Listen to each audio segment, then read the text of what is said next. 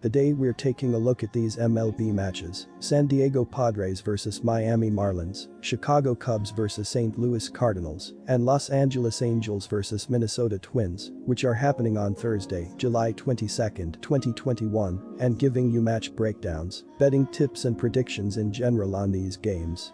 Welcome back to High Stakes. Let's get straight into it. Also, don't forget to subscribe to get notified as soon as we release these sport prediction videos. And if you would like more betting tips and predictions, then check out our Patreon in the link down below. Our new Patreon is a way for us to help you improve your chances of making more money. 5 plans are available for each and every one of you. You can get 30 extra betting picks all the way up to 270 extra betting picks per month. Stop wasting hours of your time searching for bad betting advice that ends up costing you a lot of money. Join the High Stakes Patreon now and get the best betting picks and advice. This one is interesting as on paper, the Padres are the superior team, but they were just 22-23 as the visiting team entering Wednesday's doubleheader in Atlanta.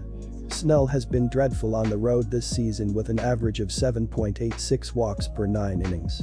The San Diego Padres have had a strong offense this season as they are 11th in the majors with a .740 ops. They have been doing extremely well on the road this year as they are 6th with a .736 road ops and are averaging 5.24 runs per road game. This lineup will make the opposing pitcher work as they are 2nd in the majors as well. Second baseman Jake Cronenworth has been doing well this season as he has an .821 ops with 13 homers and 41 RBI.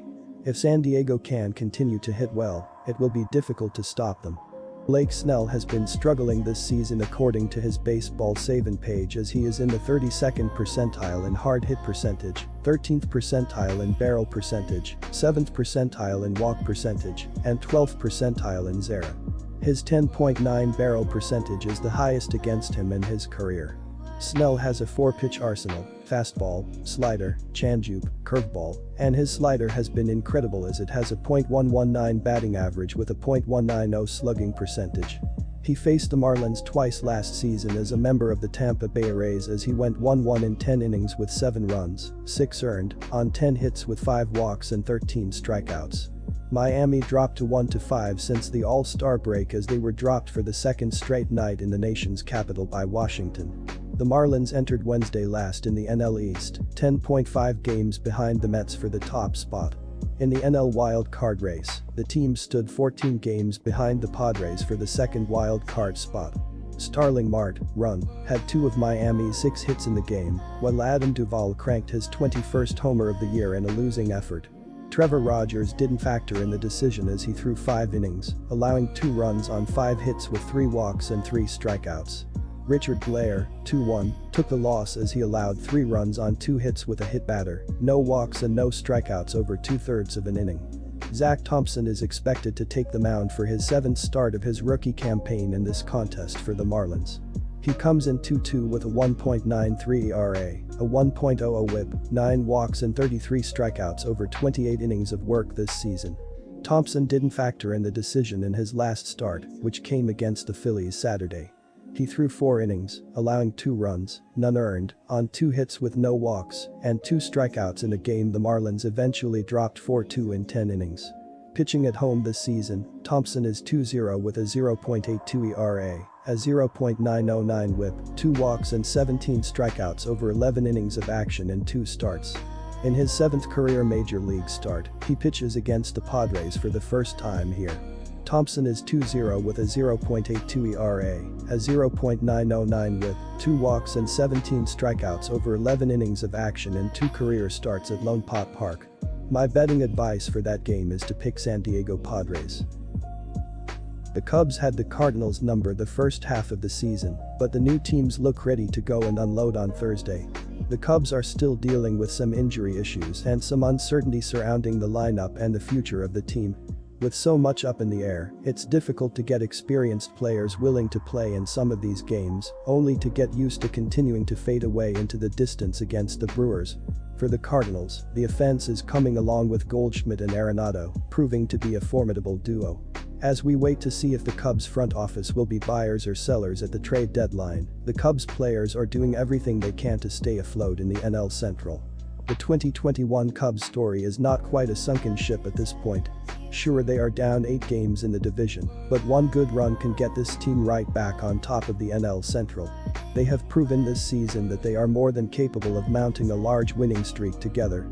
However, as we inch closer and closer to that trade deadline, it will be interesting to see if the Cubs offload some star talent or hang on to their guys and attempt to gel together something special late in the season. Adbert Alzolay will start for the Chicago Cubs this Thursday in St. Louis. Alzolay is enduring a rough season as a starting pitcher. In 16 starts, Adbert carries a 4.59 ERA and a 4-9 win-loss record. Despite his struggles this season, Alzolay somehow sports a lower xFIP than his ERA, along with a WHIP of 1.11. He wasn't great, but he wasn't terrible in his most recent action at Chase Field against the Diamondbacks. According to OddsShark, Adbert took the no decision in a 4-2 Cubs win over Arizona. He lasted 5 innings, surrendered 2 earned runs, and struck out just 2 batters on the afternoon. In Alzolay's last start against St. Louis, the right-hander pitched 7 strong innings and struck out 6 Cardinals. However, he ultimately received little to no run support and took the loss in a 2-1 Cubs defeat.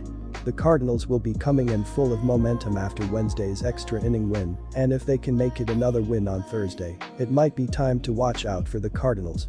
The first half struggles against the Cubs have been a concern for the Cardinals, but a series win to start off the second half can quickly change those worries. The Cardinals have been one of the teams least impacted by injuries to position players, with Max Moroff being the only one out. The pitchers haven't been as lucky, with 4 starters and 2 relievers out for Thursday's opener.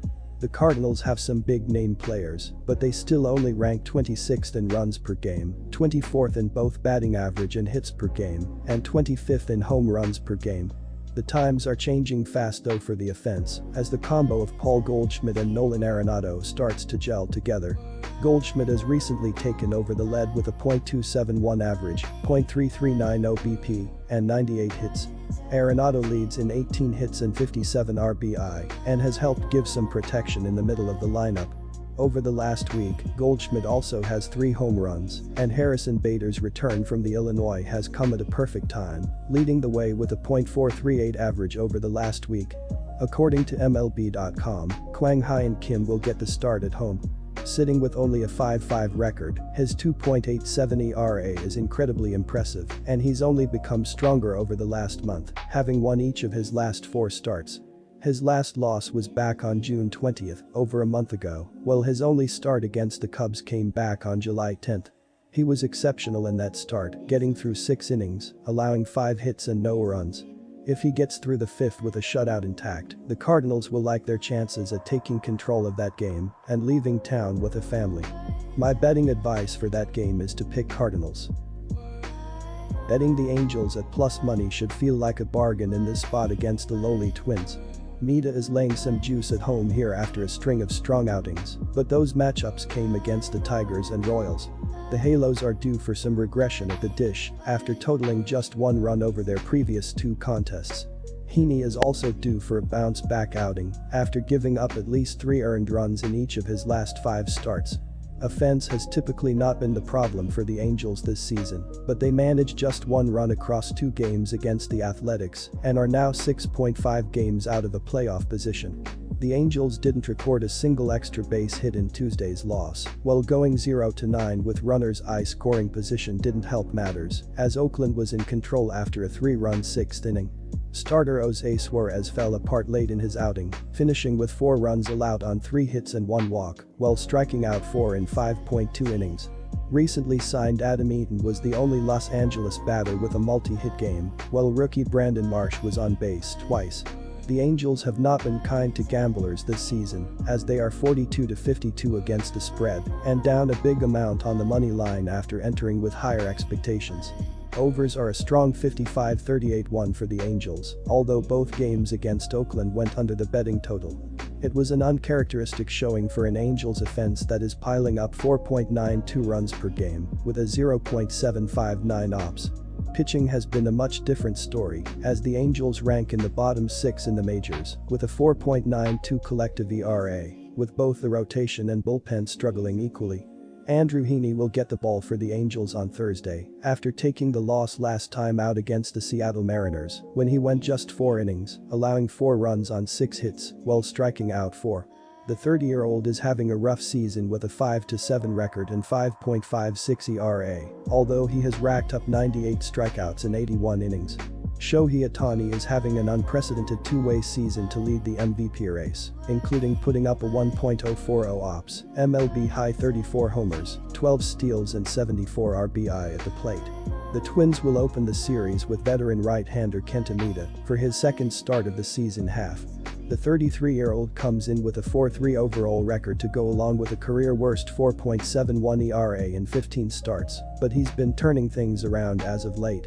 Over his last 3 outings, the Twins' right-hander has allowed just 3 earned runs in 16 combined frames, 1.69 ERA. All 3 of those runs came in Maeda's last start when he escaped with a no decision against the Detroit Tigers after striking out 8 batters and walking just 1 in 5 innings of work. While his overall numbers might not be up to par, Maeda has posted solid peripherals in 2021. He has fanned 9.78 batters and walked just 2.97 batters per 9 innings of work. However, his .323 BABIP and 68.5% strand rate both represent the worst marks of his 6-year MLB career. Maeda has made 6 career appearances, 5 starts, against the Angels in his career, finishing 2-3 with a 4.56 ERA in those matchups. Per Baseball Savant, current Halos hitters are batting a slim .158 in 22 plate appearances off of the Twins veteran, who has them out a healthy 31.8% of the time. My betting advice for that game is to pick Los Angeles Angels. Good luck to all of you. That's it for this video. Stay tuned and stay safe for the next betting tips and advice.